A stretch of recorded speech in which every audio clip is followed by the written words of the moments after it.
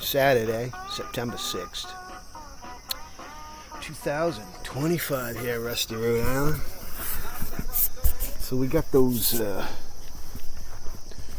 trees cut down right to the stumps. Now I'll be able to throw a little dirt over here, cover it down, and I'll just be able to run this over with the lawnmower. Those will rot away eventually. Gonna let these dry out, and then they'll get hauled off for the burn barrel. Gotta let them dry for about 2 weeks, 3 weeks.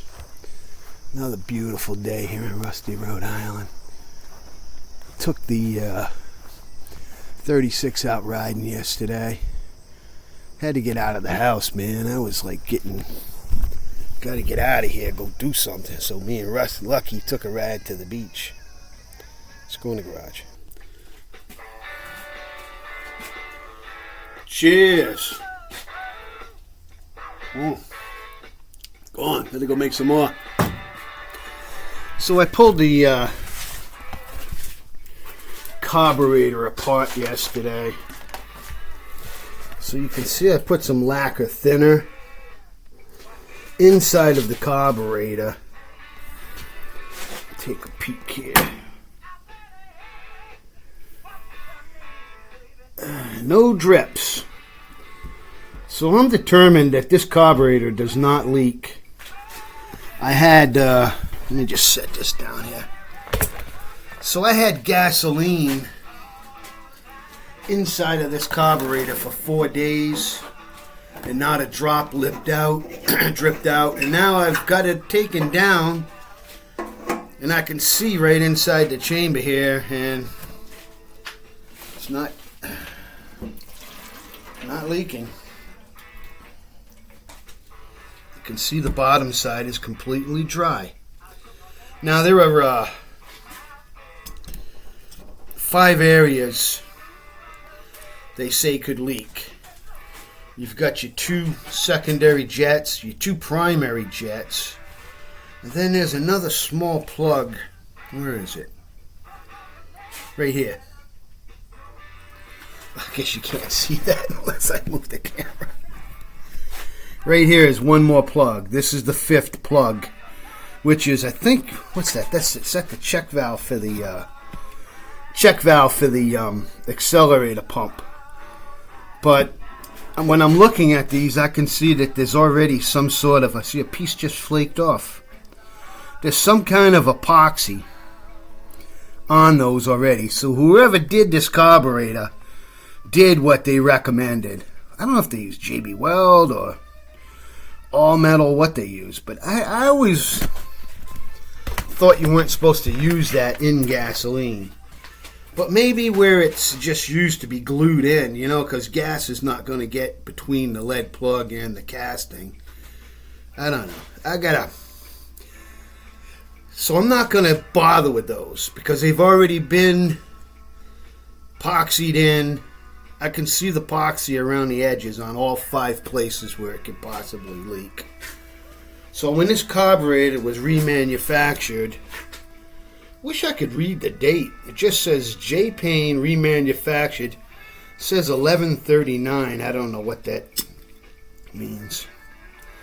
Like I said, this is a Carter Quadrajet, not a Rochester. So although it's an identical carburetor, it's different manufacturer.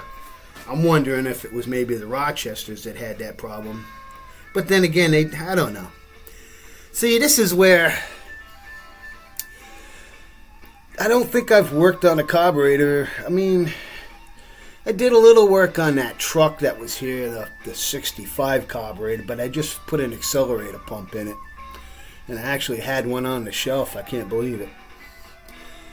It's amazing. This accelerator pump that was in this is perfect. See it? The rubber's all good. Nothing wrong with it. Like I said, I'm going to put the kid in it anyway, but I'm not thinking that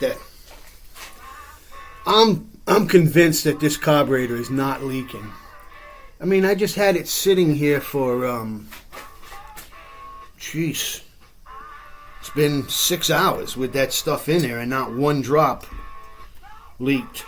So I'm convinced that there's no problem with this carburetor leaking, which means I'm still going to have an issue with it backing up.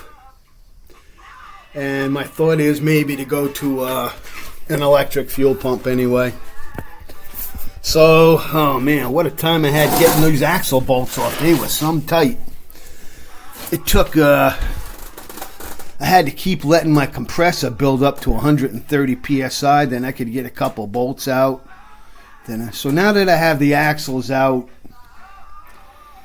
I got to make a little tool that can reach up inside through this hole and through the hole and scrape where I'm going to be welding.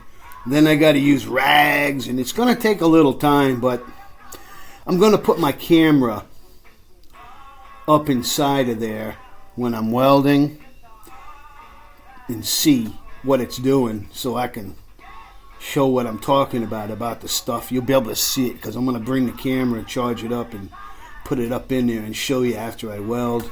Probably tomorrow. I got Saturday, and I'm going to take and go out.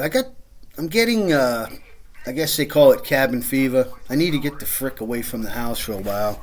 So I'm going to take Lucky out to the Weedamoo Woods. So Saturday morning, I'm at it kind of early, making some progress. The rear end is centered, the pitch is correct, and the axles are out.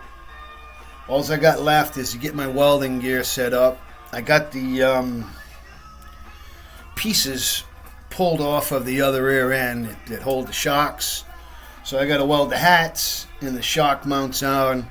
I bought another grinder yesterday. So I got another one. It came with an extra part. I ain't figured out what to do with this part yet.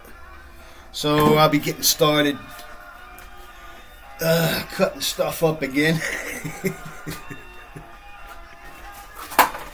Alright guys. Out from Rusty, Rhode Island. Hope you're enjoying your day.